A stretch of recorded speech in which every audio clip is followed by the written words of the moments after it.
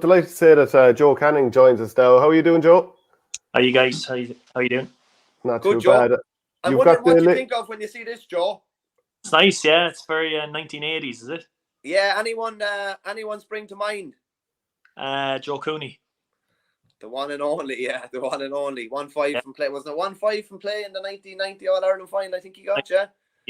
I think that was in even the first half or something, was it? Yeah, I think so. Yeah, we're delighted to have you, obviously, Joe, because your Laochra Gael is being broadcast on TG Carter on Thursday.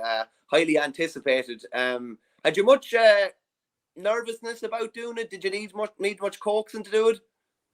A little bit, to be honest. When they asked me first, I didn't say yes straight away. It took me a few days. Went back home and kind of asked the brothers and stuff like that what they thought, and I knew Ollie had done one previously back a number of years ago.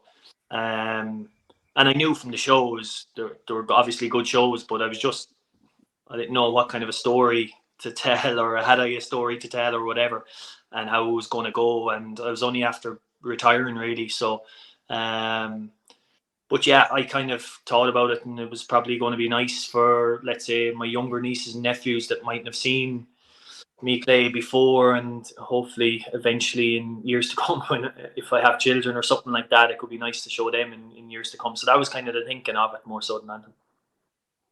And how much, in terms of like the storyline that we're going to see on Thursday, have you seen it already, and how much influence did you have in terms of how the story arc would go? I've seen it, yeah, the other day, but not really. It was kind of the director Cormac, kind of. I went with him, and he just kind of asked me some questions, and what will we talk about this, talk about that, and I was fairly open-minded to talk about whatever I wanted to do. There was nothing really off record. When you retire, you don't hide too much anymore. So there's a good bit of stuff that I probably didn't talk about before, and I know in the last few days there's things coming out now that I've talked about, so nobody will probably watch it Thursday night now whenever it's out. It's like a new book coming out, and you get all the juicy bits first, and then you don't. So no, like there's a lot of stuff from going back to 2006, 2012, and 15 and stuff that I've talked about, and yeah, so it's kind of, I don't know if people find it interesting or not, but I suppose that's what happened in my past, Was there a reluctance, Joe, to talk about any of it, or did you realise when you're doing something like this that you have to talk about what Ger Lucknan is saying about you, or you have to talk about the county final against Loughrea, or whatever it is, that everything is kind of on the table? Yeah, like everything was on the table. I wasn't afraid to talk about it, I suppose, anymore, and kind of bring up happened, really. Do you know what I mean? I didn't mind talking about it, as long as I wasn't doing it to just to have I wasn't doing it in a bad way. It was just that they asked me the questions and I answered them, because I felt now, because I was retired from intercounty, I could answer them. So yeah, that was kind of it. Was there always a reluctance when you were playing to hold back and keep your cards close to your chest? I suppose because if you're nearly too honest while you're playing, it's probably thrown back at you. Yeah, like obviously if you've seen some clips of the thing about even going back to Henry in 2012, like that taught me a valuable lesson of, you might say something and say it and try and say it in a good way, but it's taken in a complete different direction. So yeah, I learned a lot from that time and dealing with media, really, that I found it very hard to trust them, really, to be honest. And say what I wanted to say after that. Obviously it was stupid what I said at the time, but in the next sentence I said I wanted to be more like them, Kilkenny and Henry. So but the media didn't pick up on that. They picked up on the non-sportsman-like part of it and just ran with that, and yeah, as I said, I learned a valuable lesson that time. Would there be any part of this documentary that's coming out on Thursday where you were watching it back and you were like, geez, that didn't come out the way I wanted, or are you very happy with it? No, I'm happy enough with it. yeah, no, like there's only so much I suppose you can get in an hour documentary. So there's a lot of stuff I suppose left out as well. I was kind of we done it like last summer and stuff like that. So I was even wondering like, geez, what did I say back then? And Dad was a bit worried, I think, as well. What did he say? But yeah, no, I think it was when I saw it there last week, it was happy enough with how they put it together. And you've recently just been announced as part of the Sunday game lineup and panelist.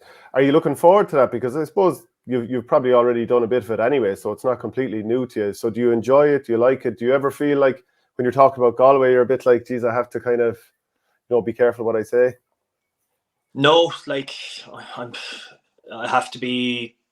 That's the job. I can't be blinkered towards Galway. I have to call it as I see it, and like you'd be hoping I don't have to criticise them too much, that they'll go well in the year. But apart from that, it's a job at the end of the day, and that's all you have to do. You have to call it Galway the same as I call Tipperary or Offaly. Do you know what I mean? And that's what you have to do. Would you look at things quite deeply, Joe, hurling, like from an analytical point of view, statistically, looking back at videos, games and stuff like that? Would you have been, is it something you always maybe thought or saw for yourself even while you were playing? Did you think quite deeply about it all?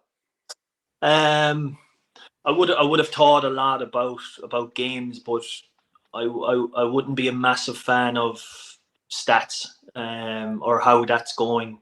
I think that tells one picture compared to what's sometimes actually happening. Like you can't. I always go back to like a hurling brain. You can't put a stat on a guy that can see things happening before it actually happens. Yes, he mightn't be the fastest, or he mightn't get your sprint. However way they I suppose measure that, like your top speed, whatever. You can't measure your top speed in your head, and I think it's going that kind of way that you're almost getting an athlete before you're actually getting a hurler nowadays. And it's very hard to train a guy to have a hurling IQ. It's easier to train a guy to run 12 kilometers non-stop during the match, So, I would have found that about David Tracy a little bit as well, though. He'd regularly have been at the back of the pack when it came to the runs, but to be fair, he's very sharp with the ball. So your involvement with the Galway minor hurlers last year, has that kind of changed a little bit in terms of how you look at hurling at all? Like, because I suppose you do have to buy into the stats to some degree. not really. No, old pile of stats. I think like they're 16 years of age, 17 years of age. Why would you bombard them with stats about stuff? They're kids at the end of the day, and you want to just let them hurl and let them develop. I don't know about this thing about no, we use a certain amount. Like, don't get me wrong, we've always used a certain amount, but I'm talking about like GPS systems and stuff like that. Like, why would you throw a GPS system on a 16-year-old and have them worry about, geez, how far did I run today? Because lads can get sidetracked on that. Like, I know guys that would have always come in after training and go, here, what's my running stats like? How's my explosiveness today? Or, and that's fine when you get to senior or under 20 or whatever and you become an adult. But I firmly believe when you're a kid, you just let them express themselves and just let them hurl away and develop, because people are different, Did you find, Joe, towards the latter stages of your Galway career, that a lot more time was spent on, meetings and analysis? Did you find it was nearly too much? Like, whereas when you started out, like, geez bless, it was nearly really basic times almost. Like, you went and trained and you went home and it was quite simple. Whereas, I remember Brendan Bugler saying when he retired from Clare, it was 2 hours of meetings and things like this. You were spending so much time not on the pitch, not hurling. Was that something similar in your own career? Not really. I think like John McIntyre used to keep us for about an hour and a half just talking about himself.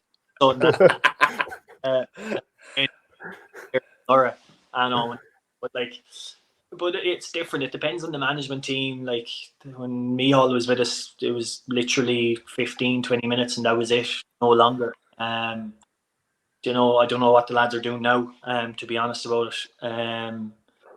But No, we never really. There was never really 2 hour sessions. Like you obviously have your training days and stuff like that, where you go on a camp or whatever on a Saturday, let's say, and you could be in Pearse Stadium from 9 o'clock until 3 o'clock, and obviously that's where you get a big day's chunk, but not really in the evening times. I think Mihal, when he was with us, especially, used to like want us to get home as early as possible, basically, and not have a lot of talking, more kind of action on the pitch, you know. Have you had a chance to see Mihal's Dublin yet? No, I haven't. No. I didn't. I followed a bit of the match, all right, when they played Galway. Obviously, was interest, but no, I haven't. But I think it's going to be difficult enough with missing. I think he's missing like 10 or something, and some big names as well. So, don't know if he was expecting to lose all them when he went in first. So, yeah, it's going to be interesting enough. Did you? How much did you enjoy your club season last year with Portumna? Yeah, it was good because I missed the year before. I played the first half of the first championship match, and I tore my groin off the pubic bone again. So I missed all the championship in 2021. And then last year, yeah, it was good.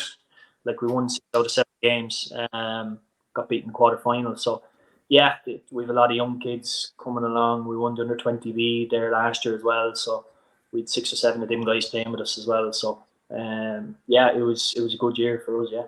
And like, how did the body hold up last year, especially after the injuries of the previous few seasons? Not too bad. I kind of curtailed a lot of the training. I wasn't obviously as fit as I could be, because you're kind of minding yourself not to get as injured again. And then with everything that happened last year, with man passing, I just had no growth for hurling for a long time. So yeah, I didn't, but back training now on my own and stuff like that for the next couple of months before we get back with the club, and looking forward to this year again with them. Michael? Was there any moment, Joe, in any of the Galway games last year, and thinking particularly the All-Ireland semi-final, where you're thinking, I'm sure you were there, be it in a studio or sitting in Croke Park, where you're thinking, oh, Jesus, could I have done this, or could I have done that, or could I have added this to it? No, like obviously when I was there in Croke Park, and it was you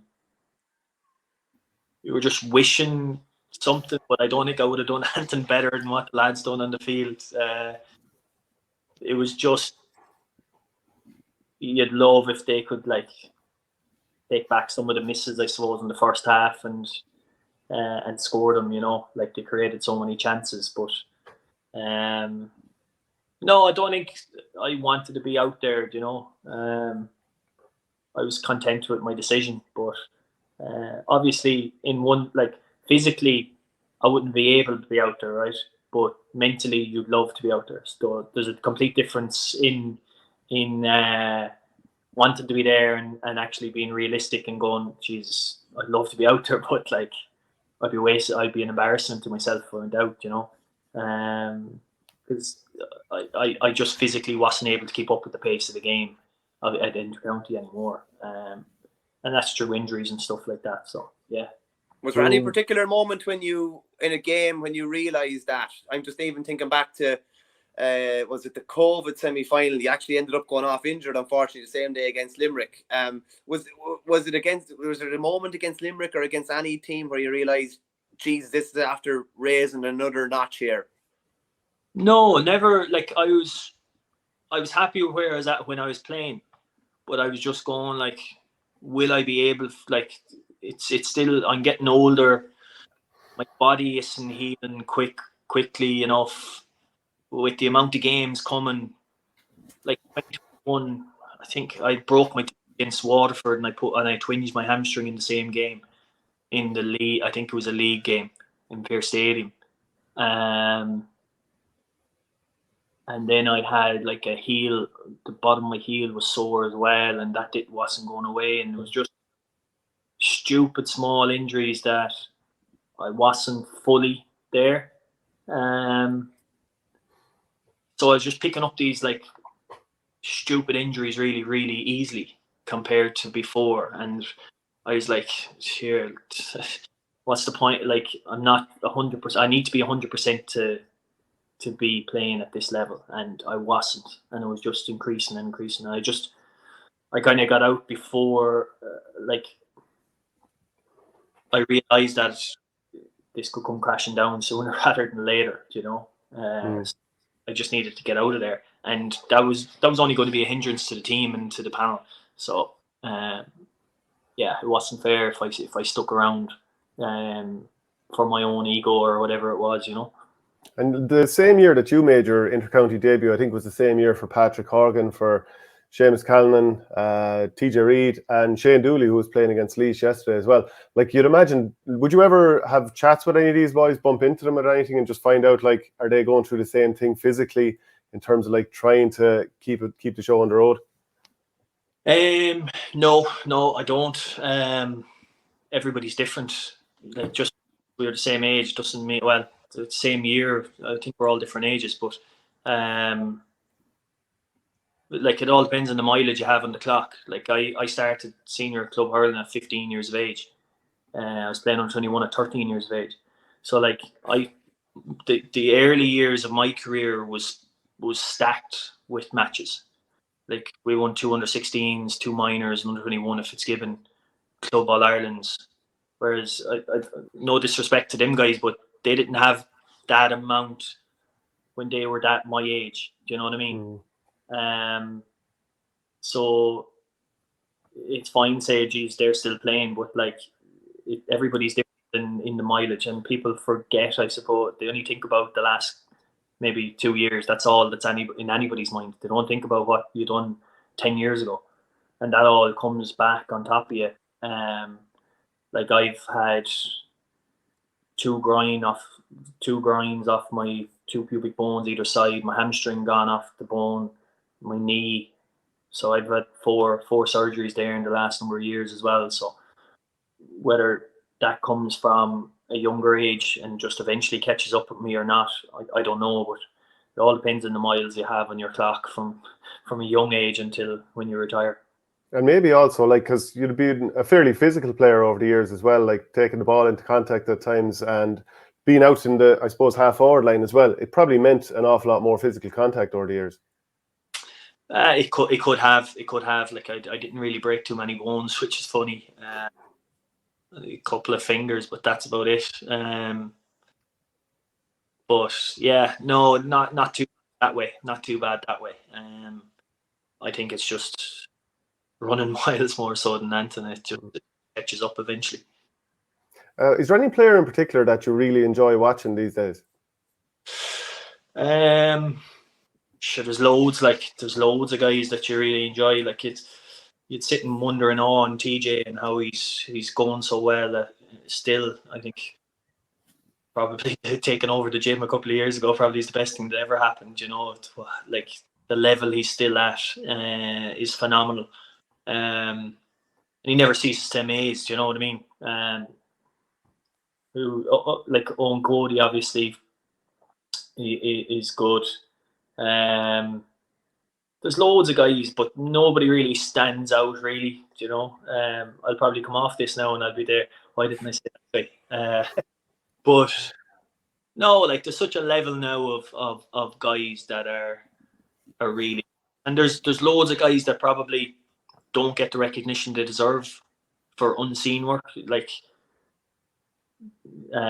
Graham Mulcahy for Limerick, for instance, does unreal donkey work, and people just, they only look at maybe, he scored a point, and they look at Peter Casey and he could score 5 points, and they go, who's the better? And they go, Peter Casey, because he's 5 points, but he mightn't have got them 5 points if Graham Mulcahy wasn't working his arse off. Do you know what I mean? So there's loads of people like that, like Wheelo with Galway, like, works his socks off.